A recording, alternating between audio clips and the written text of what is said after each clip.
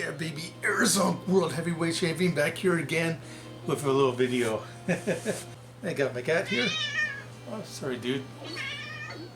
Didn't mean to freak you out, but anyways, yeah, I should get back on topic here because let's talk about the TurboGrafx-16. And yeah, it's pretty much a 1-year anniversary of the TurboGrafx-16 Mini. This is still my favorite mini console out there. You know, the cats love it. It's just amazing mini console because you get 50 games in here.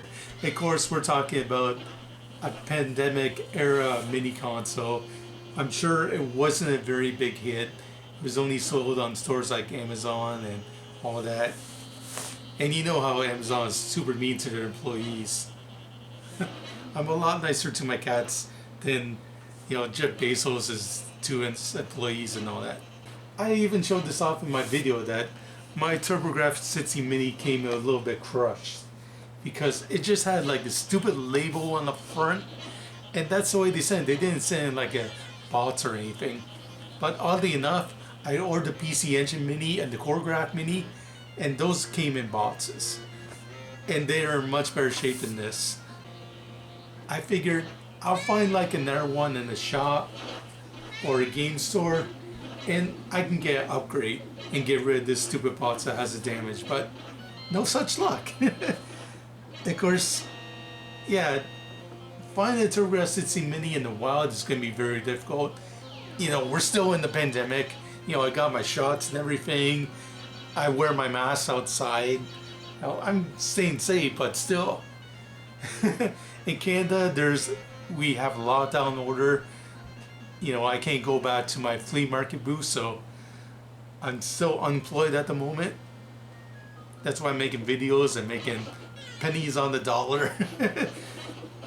Thanks again to my Patreons out there. Yeah. So, not too much has changed with the TurboGrafx-16 Mini. You know, I've been looking for like different controllers and different turbo taps, but unfortunately they weren't officially released here in North America. Like, I don't even think you can get a TurboGrafx-16 Turbo Tap. You had to get the PC Engine version because the PC Engine was so much more popular and everything. But that sucks because you can't buy a TurboGrafx-16 Turbo Tap? That's crazy. You know, how are you supposed to play Bomberman? How are you supposed to play, you know, a full 5-player experience of Dungeon Explorer? Yeah, even Luke here is upset about that. Luke can't play some Dungeon Explorer with me. Well, technically he can. It's 2 people only. But he likes to hog, you know, different controllers, so he can use 2 controllers and mash away like that. He is a cat after all, a partridge big.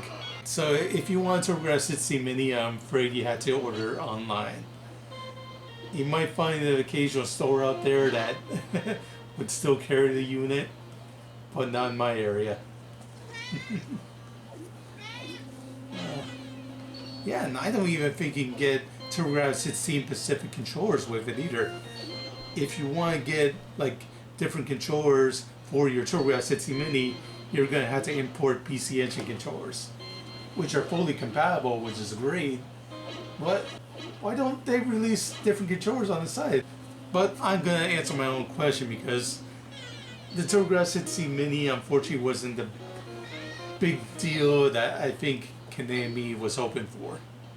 But they also knew that it wasn't going to be the big hit that the original Nintendo, Super Nintendo, and even Sega Genesis Mini were going to be.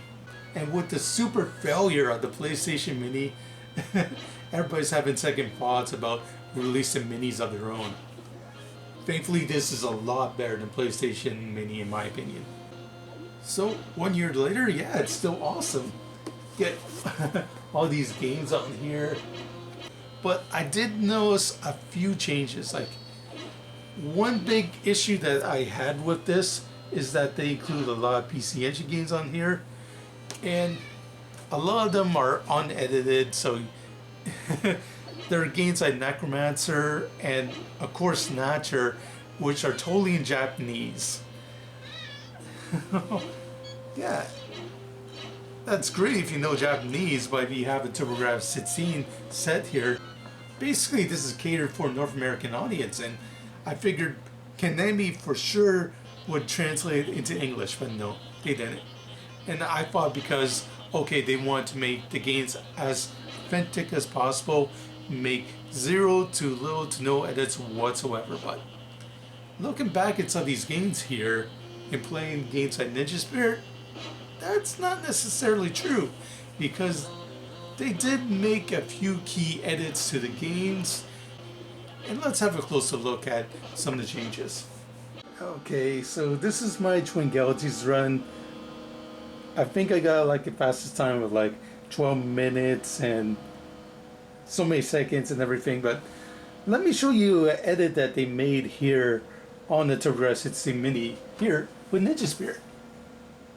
Okay, I just pwned the last boss. Yeah, I did awesome. I was amazing. And now I'm going to transform back into my white wolf form. But if you know your TurboGrafx-16 games, if you ever finish this is not really what happens, because the screen flashes like crazy. So they had to change that, I guess, to make sure that they don't get sued for giving people epilepsy, because it did flash like nuts before. Yeah, they even made changes to games like Bond's Revenge. So here is the TurboGrafx-16 version of Ninja Spirit. You know, very awesome game. But if you compare it, yeah, look at here. In fact, a lot of early TurboGrafx-16 games had from NEC on the cover, because, hey, NEC was pretty much flipping the bill for all of these different PC Engine TurboGrafx-16 systems, so of course they want to put their fucking name on it.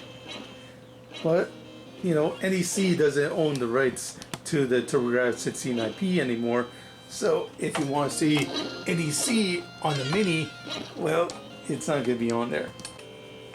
So they could have added English to Snatcher, but they didn't.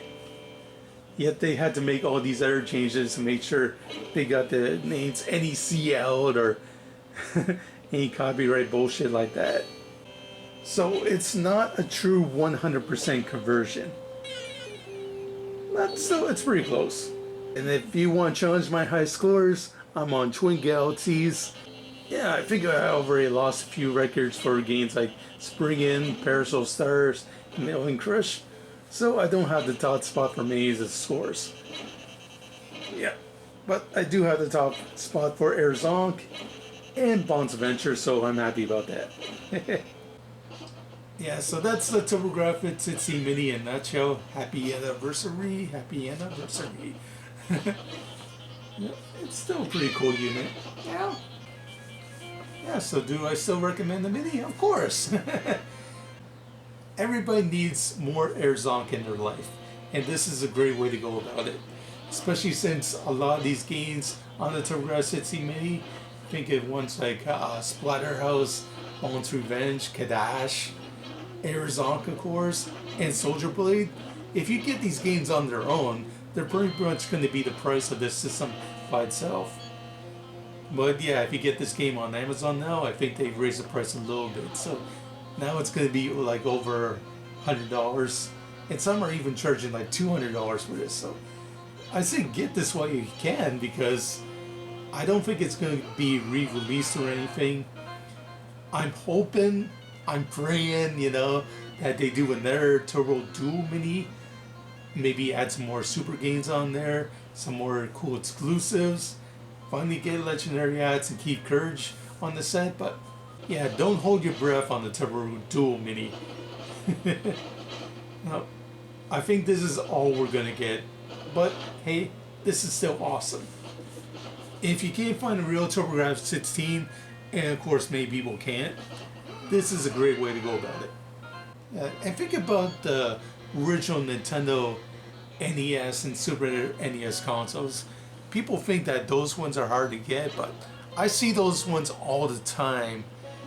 You know, they're a little bit expensive now, but you can find them mostly in used game stores all over the place. But with the TurboGrafx-16 Mini, it's not going to be that easy.